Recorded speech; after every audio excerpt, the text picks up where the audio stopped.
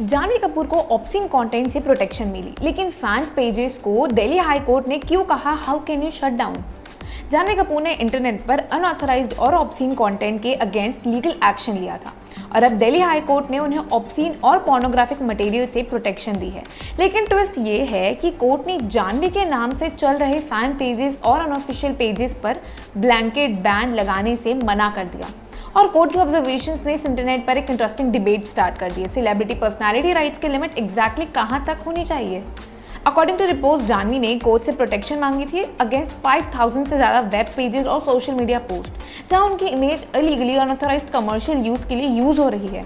Court ने clearly कहा था कि जो कंटेंट ऑब्वियसली पोर्नोग्राफिक, ऑब्सीन या लेविशियस होगा उनके अगेंस्ट प्रोटेक्शन दी जा सकती है, लेकिन कोर्ट ने फैन पेजेस को एक ही कैटेगरी में रखने से इनकार किया। जस्टिस अनूप जयराम भंबानी ने पॉइंट आउट किया कि फैन पेजेस डिफरेंट टाइप्स के हो सकते हैं।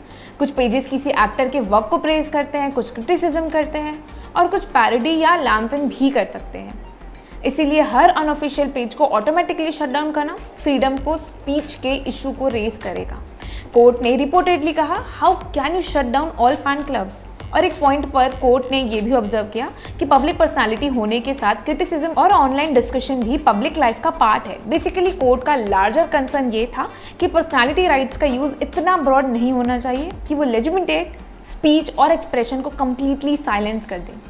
और ये केस और इंटरेस्टिंग हो जाता है जब कोर्ट ने कॉपीराइट और पर्सनालिटी राइट्स के बीच का डिफरेंस भी क्वेश्चन किया।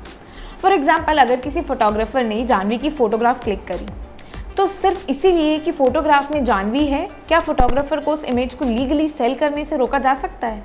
कोर्ट ने एक हाइपोथेटिकल एग्जाम्पल भी दिया। मान लीजिए जानवी के फोटोग्राफ से एक आर्ट वर्क बन गया और उस आर्ट वर्क को मग पर प्रिंट करके सेल किया गया। तो क्वेश्चन ये है कि इमेज में सेलिब्रिटी का फेस होने से ऑटोमेटिकली कमर्शियल एक्सप्लॉयटेशन प्रूव हो जाता है। कोर्ट इसी लाइन को क्लियरली अंडरस्टैंड करना चाहता है। प्रोसीडिंग्स के दौरान मेटा ने भी ब्रॉड टेक डाउन रिक्वेस्ट को लेकर कंसर्न्स रेज किए। मेटा का रिप्रेजेंटेटिव ने आर्ग्यू किया कि थाउजेंड्स ऑफ लिंक्स को मैनुअली वेरीफाई करना प्रैक्टिकली एक्सट्रीमली डिफिकल्ट होगा।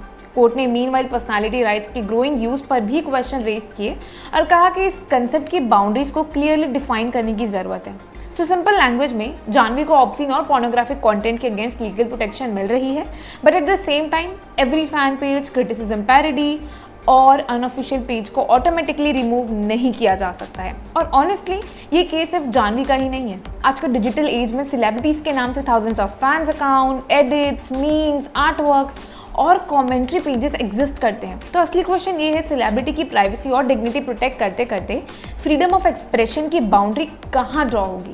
दिल्ली हाई कोर्ट ने भी इस लाइन को एग्जामिन करने का स्टार्ट किया है।